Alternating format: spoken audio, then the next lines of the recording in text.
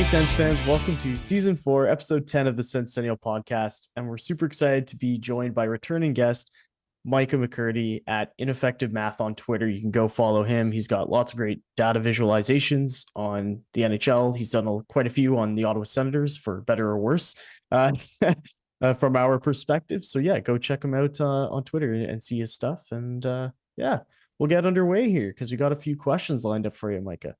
So thanks for joining us. Thanks for having me. Yeah, of course. No problem. After an eventful offseason, the hot Pierre summer and the summer of Dorian, all these things, the Sens were expected to take a huge step forward this season. And as we know, that really hasn't happened. And just wondering, maybe from like a, overall perspective or big picture perspective, have you really seen anything analytically that's different for the Sens from this season compared to last season? I have in fact seen a bunch of improvements. Is kind of sounds like a little bit. I mean, it's always obnoxious to hear when when you're losing all these games, but in fact, in almost every respect, the Sens are considerably stronger this year than they were last year. And the most obvious improvement is offense. They generate a lot more offense, especially from dangerous locations like in the high slot, especially right between the circles. Shot after shot after shot. And that's part of where you get this mostly true unlucky narrative coming from, is because they're generating a ton of good looks that aren't turning into goals, or that haven't yet turned into goals. Yeah. Anecdotally, I think I'd agree with that. The Sens are getting into prime scoring positions better than ever before.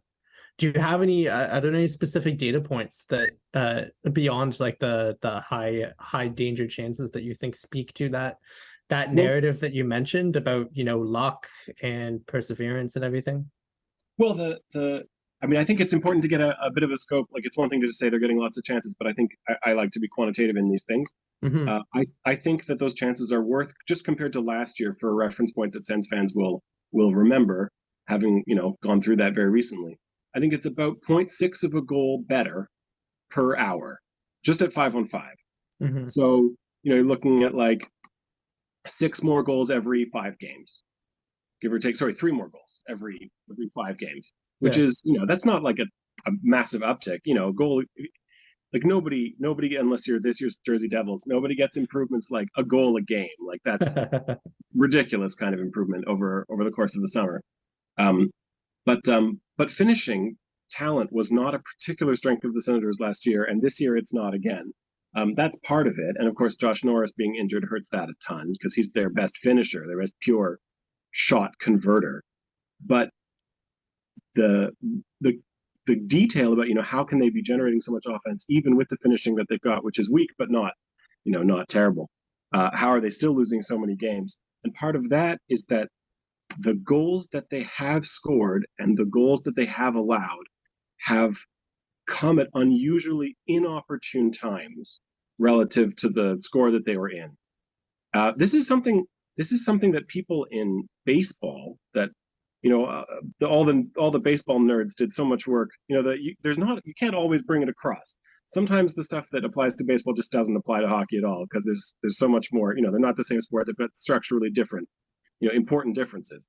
But one of the things that is really well explained in baseball is sequencing luck, where if you get a single and then a home run, that's 2 runs. But if it's a home run and then a single, that's roughly equally difficult to do. The same 2 hits, probably off the same 2 pitchers, the same 1 pitcher. But one of them gets you 1 run and the other one gets you 2. And similarly, depending on when the runs you score fall, if you're winning a whole bunch of single goal games, you're going to win lucky. And if you're losing a bunch of those games, you're going to lose a lot more than you would normally expect from goal scoring. So you can make an analog of that in hockey, where you can look at how much you'd expect the finish or lack of finish to hurt. And the Senators not scoring when they might have scored, when they've taken shots that could well have turned into goals. You can look at how much they've been hurt by that lack of finish. And it's much more than you'd expect a team to be hurt. You miss a couple good chances, you expect them to lose a couple goals, but you don't expect to lose a couple games. And so that's the difference. When you And similarly, people are more familiar with this concept on the other end. Like if you let in a goal when you're already down by 2, then it hardly makes any difference. Because that game is almost completely lost, even if there's still, 10, 15 minutes to play or whatever it is. But if you let in a goal when you're tied, that obviously hurts a ton. Mm-hmm. But from the goaltender's perspective, the mechanics of the whole thing is all exactly the same. You put your body in front of the shot or you don't. And so the skill is the skill difference between the two situations is very small, but the outcome difference between the two situations is very large. And that kind of chaotic structure where tiny changes in how you play lead to big differences in terms of where you are in the standings is, I think, what has been hurting the Senators this season primarily. Yeah, and there's been a lot of talk about coaching, and we won't get into that on here because I know that's not what we have you on for. But aside from that, if you look at just the Sens' number of games where they lost by 2 goals, generally that extra goal is an empty netter. I believe the game that they just played against the Devils on the weekend, that was like the only like blowout, if you will, that the Sens have had against them this whole season, being that 5-1 game. Aside from that, I'm pretty sure every game they've lost, and Benet can correct me if I'm wrong, but they've lost by 1 or 2 goals. So it does seem like, a one defensive breakdown here or there ends up leading to them losing, rather than getting even just an extra point, getting to overtime. There's a lot of those, like, especially I found in the last few minutes of a period, the Sens almost get worse. Like they're like, oh, the period's wrapping up, and the defense gets even worse right before the end of a period. So, and there's I would be curious. I should look into that specifically. One of the curiosities, one of the details I've noticed league wide, is that the final minutes of periods are a little bit more dangerous generally for goals. And in fact, I have a suspicion about this, that the reason for it is that coaches are a little bit more likely to let their better players run their shifts long at the very end of shifts. Because after all, if you're like, even if it's not the very end of the period, if you're the top line and you're out and you look at the clock and it says 18:54, you know that you're not going back out there, right? You're gonna get the intermission no matter what. So you might as well empty the tank, go nuts, and stay on the ice for a little bit longer. That's just a guess, just something, one of those things where you see something in data and you think, I should look into that properly. But I wouldn't, that's the kind of thing too, where like once you realize that's what's going on, you kind of have to shift your mentality a little bit, where you have to say to yourself, well, okay, if that's like the prevailing atmosphere of the game, then either that power has to be my power to score, or it's going to be used against me. And I wonder if perhaps, and this is one of those things that might be coaching related. If you take the opposite attitude and you say, well, these are dangerous minutes, we're going to make sure that we don't get burned by them. I think that's a losing proposition in the long run. If there are structural factors like in the game, if it really is fatigue, like I'm guessing, that's a structural aspect of the game, and you can't fight those. You can let their power hurt you, or you can wield it against your opponents if you understand it. But if you you can kind of get into this quality where you're like, oh, well, we're going to make sure that we don't have anything bad happen to us, and that's kind of, that mentality is never succeeds in the long run. Yeah, absolutely. And I think a lot of Sens fans would agree with you there. Now, moving on for a moment, are there any individual Sens players who have stood out for you analytically? And this can be positively or negatively so far this season. Positively is what I always prefer. And the ones who stood out for me most obviously is Claude Giroux. Yeah. I was a little bit nervous about, like, I for complicated reasons, which we don't need to go into today, I have watched a lot of Flyers hockey over the last 5 or 6 years. And Claude Giroux was always one of my favorite Flyers for that whole time. The fan base in Philadelphia, certain parts of the fan base, I should say, because he's been broadly beloved by most of the fan base, but there's always been parts of the fan base that disliked him for one reason or another. And anyone who plays so many seasons with one club and then changes teams at that age that's already very unusual. That's not the kind of script that you see very often. In fact, the only example I can think of that's really very similar to it is something like Daniel Alfredsson, leaving the Senators at an even older age. And you never know, like you do your best statistically to isolate people from one another to make sure that you've got a good beat on them. But one player, but anytime you have something that's extremely similar about a player's context for a very long time, that's where mistakes can creep into that sort of thing. So I had a little bit of nervousness that this player that I really, really liked, that I thought looked extremely good, was it going to translate as he came over? And it evidently has. He's been extremely good for, in every respect. I don't think he's leading the team in goals joint with Shane Pinto. Is very, very little to be disappointed with in his play so far. Yeah, I think you could make the argument that he's been Ottawa's best all-around forward this season. Brady Tkachuk's leading the team in points, but I think just in all aspects of the game, Claude Giroux's the guy who has really stood out. And for a team that has a top six of guys who are all under the age of 25, having the one guy who's in his mid-30s be your standout player is really nice, because Ottawa's used to having the veterans that aren't so good. So it's nice to have one that really stands out, and it's great that that's been reflected in your data. Absolutely. And there's been, I wouldn't say there's been any particular disappointments on a specific player level. Mostly, not to say there haven't been any poor performances, but mostly they've come from the people I expected them to come from. Right. Zaitsev hasn't played very much, and it seems I'm delighted that Smith seems to be much, much less enamored with him this season than he was in previous seasons. He healthy scratched a few times, considerably fewer minutes. Yeah. Even last year was much more, and also looking at leverage, the importance of the minutes he's getting is much less important. So that's a good sign. But Zaitsev himself has been poor, just like I expected, and that is unfortunate. I don't think Travis Hamonick's been very good, but again, that was as I expected. I didn't quite know what to make of Erik Brannstrom coming into this season, and he's been a bit of everything. He's had stretches of several games which have been extremely good, but also stretches of games that have been fairly poor. So there's, but then we kind of went in, a lot of the narratives that we expected about individual players have gone more or less the way we expected. That top six that you were talking about, Giroux has been a standout, but they've all been very good. DeBrincat's been a little bit weird. He's been making a lot more playmaking, a lot more primary assists rather than goals like we expected. So his role is obviously different than it was in Chicago. But they're playing well. We knew that the bottom six was going to be a weakness, and they have been. The defense, a real dog's breakfast, all up, top to bottom, which it has been. And then again, of course, every year you have to deal with some level of injuries. And right now, is Chabot coming back soon? How bad is Bernard Docker hurt? There's lots and lots of question marks there. But that sort of, nothing really sticks out there. That's all just pretty par for the course. Mm-hmm.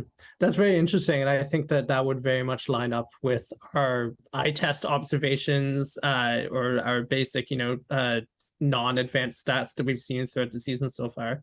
Now, I do have a follow-up here, and for those of our listeners or fans who aren't as aware of the underlying work that goes into developing your model, when you say that a player like Erik Brannstrom has had his ups and his downs, what kind of measurements are you using to track that? So it's a slightly tricky question to answer, actually, because my natural approach when I'm trying to do quantitative work generally is to take a pretty broad horizon, a broader than most fans might, just because the sport, if you watch it for any number of years, that the same team can rattle off 6 wins in a row and then lose 7 in a row. We've watched that. That's the kind of thing which happens to at least one team every year. And so the variation, even without play itself changing very substantially, is large. And so one of the things that I try to do when I watch is to connect up the way, to look even ahead of time, to think, okay, this is what I'm getting for a measurement on this guy. What does that mean in terms of what it's going to look like? And of course, when you see somebody who comes out looking, average or a little bit below, like in Brannstrom's case, but you see on the ice what it is people talk him up for, then you say to yourself, probably what I'm seeing is not just an ordinary sort of boring player, because in fact, probably what I'm seeing is swings that are going to average out. Mm-hmm. And some players, the swings are larger, and some players, the smaller. And so I don't have, a real good bead on on precisely who's going to be more variable than others, who's going to be more consistent than others. Coaches are constantly asking for it, which I think is just their way of complaining about how their jobs are hard. And I have a certain sympathy for it. I mean, the variation from game to game is large, even in good players and in bad players. You see consistently bad players get in on a breakaway and make an incredible move, and you think, why doesn't he do that all the time? Like that kind of consistency is one of those things that everybody would like to see more of. It would make my job easier too if players were more consistent. But so with Brannstrom in particular, I did see some suggestions that from the estimations I did of his ability that there would be more swings than for another player.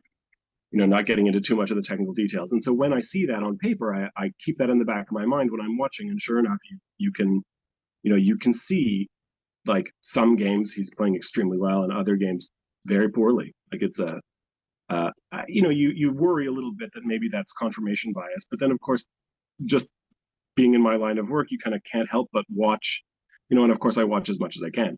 You can't help but watch with an eye to the way that you're doing hockey work on paper with a computer as well. You're always trying to synthesize these things. What do they mean? What does that look like on the ice? If only, not just for my own curiosity, but also professionally, so that I can try to explain it to people when they say, oh, what does this mean? And I say, well, when you get a guy like this, it's going to look like this, this, and this, and not like that. Now, we've talked about Erik Brannstrom, but I'd say that Ottawa's probably their best defenseman this season has been their rookie defenseman in Jake Sanderson. And I think a lot of people had high expectations for him going into the season, but I don't think anybody expected him to, out of the gate, be the best defensive defenseman on the roster and also be able to chip in as much as he has on the offensive side of the puck, where he's had 9 assists so far this season. And I think that's more than I had expected for him. So, what has your analysis suggested about both Sanderson's ability in the offensive end and the defensive end? Well, I mean, Sanderson, he has impressed me by eye a great deal. He's played like 7. This is one of those things where I was saying about the discrepancies between how I approach things from a work perspective, from a modeling perspective, versus how I watch things as a fan. You watch 17 games as a fan, and you feel like you got a pretty good beat on a guy. But I found empirically that looking at something as little as 17 games is or can be really misleading about players. And so, like, a number of people have asked me exactly the same question in slightly different contexts, and I'm afraid the answer remains extremely boring, which is that by design, I have arranged not just, I don't want to say one model because it's sort of a sequence of things that all fit together, but I've arranged the whole pattern to not make strong conclusions about players after such a small amount of time. And so I'm cautiously optimistic, I guess you have to say, looking at what you see when he plays. Part of the trouble with defenders, though, is that when you, like, one of the kind of eye test struggles, if you like, is that you're constantly watching the puck for obvious reasons. It's where all the excitement is, but it's not by any means where all the action is when it comes to what players are actually doing to make the play better. And so, like, if you make a mistake as a defender, you could easily make that mistake while the puck is not, you're not even on screen in a game. And NHLers will see it and exploit it, but the camera is not going to show it to you because they're going to show you the puck instead. Right.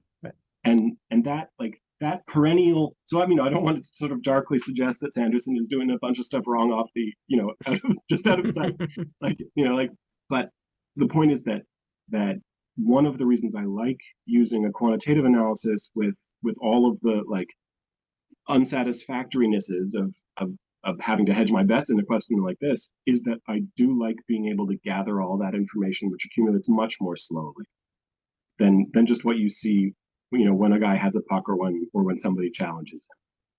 But that said, I don't think anyone expected him to be quite this good, by eye at least.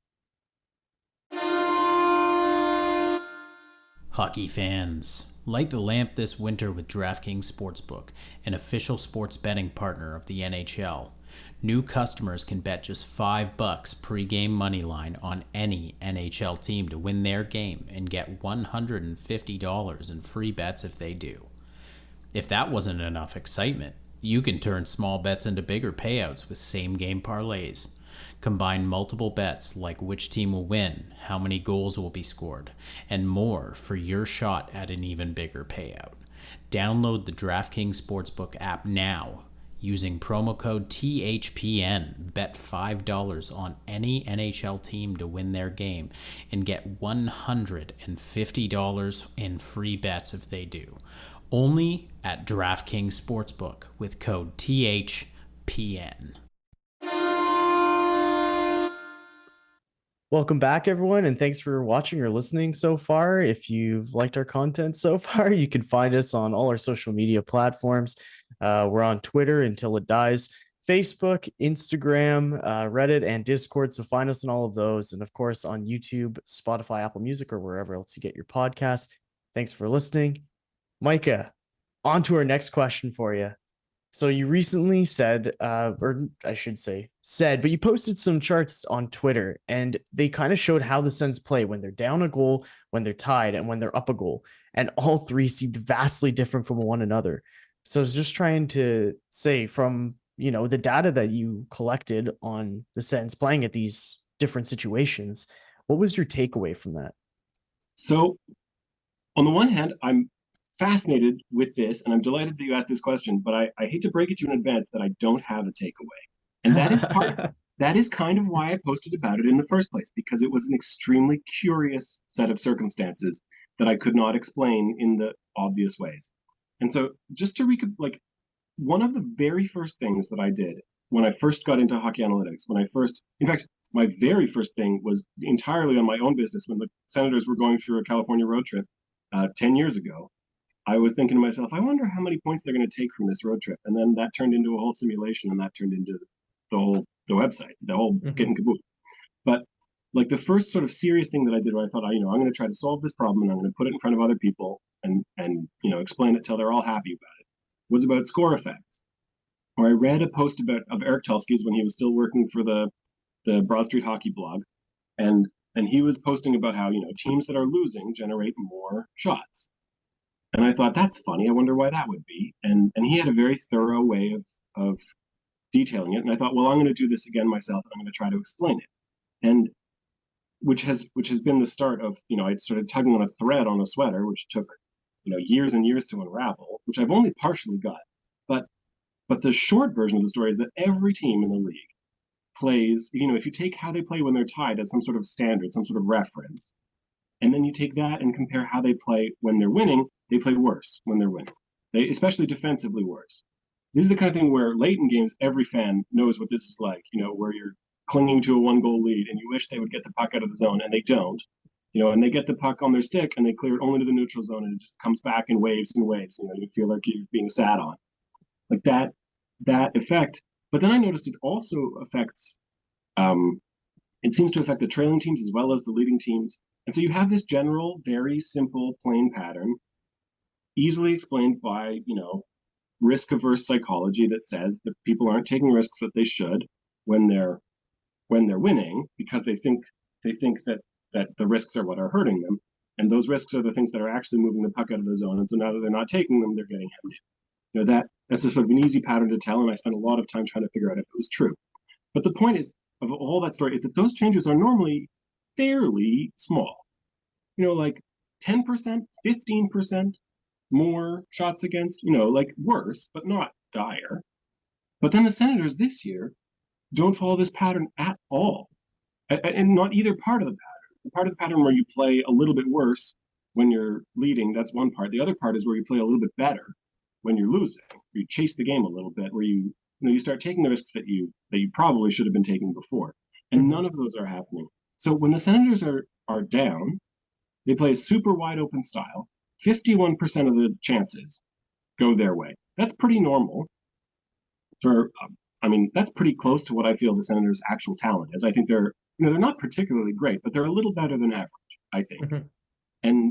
And so, like, if there were any justice, they'd be sitting somewhere like, 7th or 8th in the East instead of wherever it is they are.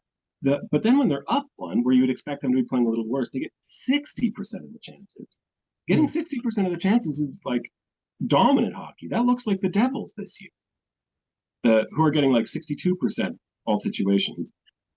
So that's already a little bit weird, playing better up. But then you look at what they do when they're tied, and now you're looking at 40% of the chances. This is like Sabres at their worst stuff. Like, 14, 15 Sabres is what you're looking at. Like, just terrible hockey.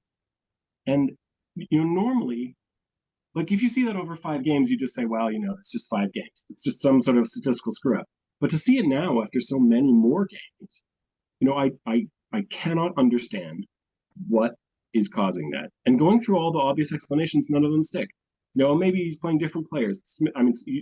Attention naturally goes to Smith. No one else has that kind of control for the whole team.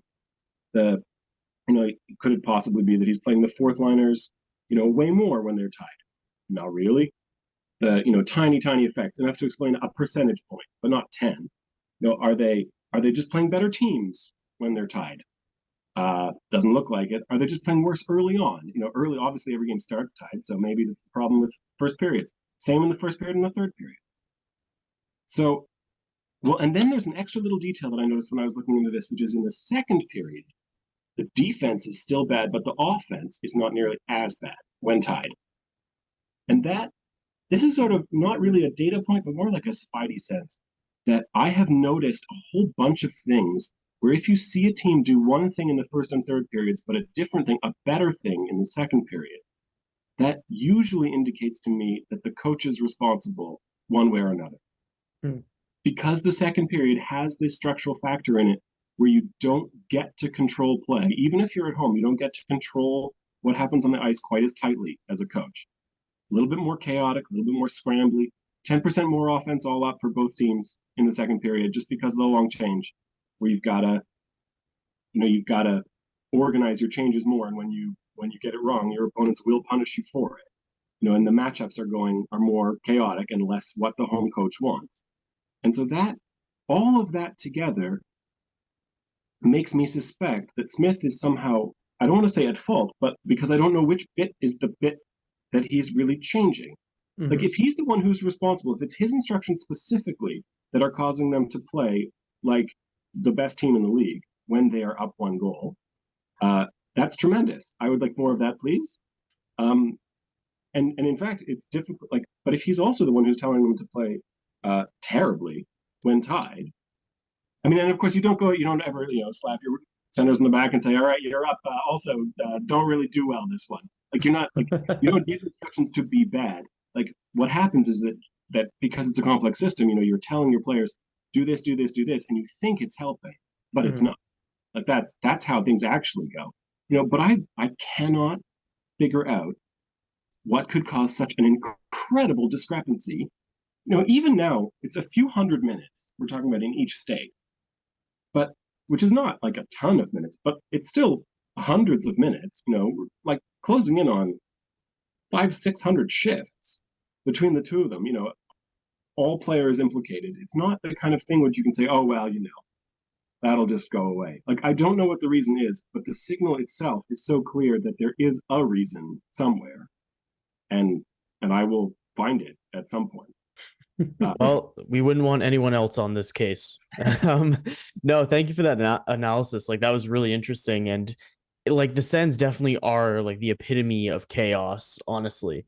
They will, shock you sometimes, surprise you, give you the highs, the lows. They're all over the place. But in combined chances for both teams, they lead the league.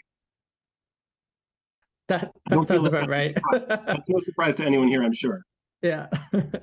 Well, one more aspect of the roster we haven't talked about. I'll flip over to Benet to give you a question. Yeah, thanks, Matt. And the last thing that we want to bring up here, Micah, is goaltending. The Sens have a brand new tandem this season with Forsberg and Cam Talbot, and I think we've seen some good play at times from both of them and some poor play at times from both of them. What are you seeing about the Sens goalies, and how would you break down the kind of season they've been having so far? So I agree with that. Just to start with that assessment that it's been a real mixture. There's been a fair bit of good, a fair bit of bad. It's still all up better than I expected. I have a very dim view had a dim view of Cam Talbot, especially I felt like his performance in Minnesota recently has been pretty poor. they play extremely stingy defense in Minnesota, and he's still letting quite a few goals, more than I would have expected. But Forsberg has been excellent, and Talbot's been fine too. It's of all of the places that could possibly have hurt them, goaltending was what I was hoping is not the word, was what I was expecting would be one of their big weaknesses, and it hasn't. So there's been, that's very encouraging, especially because there's lots of ways to lose hockey games, but luck is one of those things that changes quickly, and goaltending ability, especially in older goalies like Talbot, is not. So anyone can, and goalies are obviously a huge pain in the neck to predict. I've been reasonably happy with my goaltending predictions for the season as a whole, but there's always one or two goalies who are wildly off in some particular direction, and mercifully that hasn't happened here. The only thing to link back to what we were talking about at the very top of the podcast is that the goals that they have allowed have come at unusual times.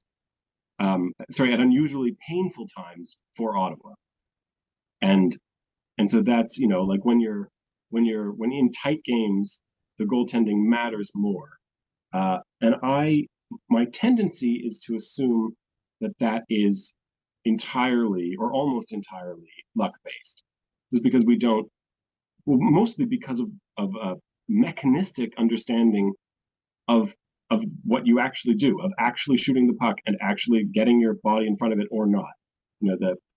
That aspect of the game is so ludicrously overtrained that you don't, especially when you ask players point blank, what were you thinking on chance X? The invariable answer you get is, I wasn't.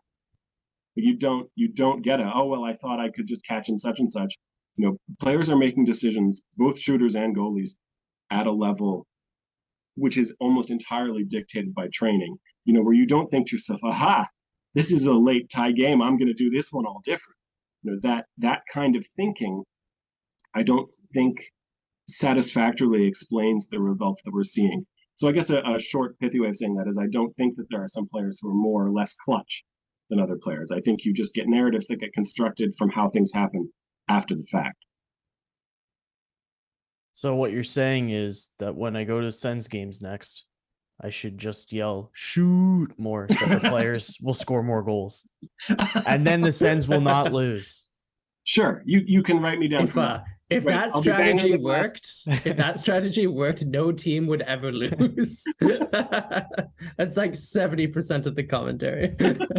Or the refs you suck chance. Yeah. One or two of those. That's right. All right. Well, Micah, thank you for joining us. Did you want to plug anything before we end the show here tonight?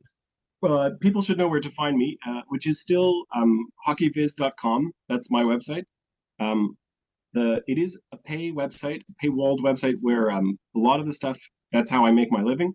So you can get all kinds of detailed information. But you should check it out whether or not you feel like paying any money, because a big chunk of it, about half of it, is totally free. And so I encourage you to check it out. You can also find me on Twitter, again, as long as it's still around. I'm at Ineffective Math, all one word. It's a joke about how I was trained as a mathematician and couldn't get work doing math, and so I had to do what turned out to be much more fun for me, which is working in hockey instead. So that all worked out for the good in the end. Well, thanks for having me, though. Yeah, thank you so much. Honestly, it's always very interesting to get your perspective on these things, because I don't dip my toes into heavy analysis like you do with all quantitative analysis. So really appreciate you coming on and explaining to us normies about how you see the NHL versus us. Pleasure is always all mine. Awesome. Well, thank you so much. For everybody watching or listening, you can find us at the Senstennial Podcast. We're on, like I said before, Twitter, Instagram, Reddit, Facebook, Discord, and we'll see you around. Thanks for listening and watching, and go Sens go.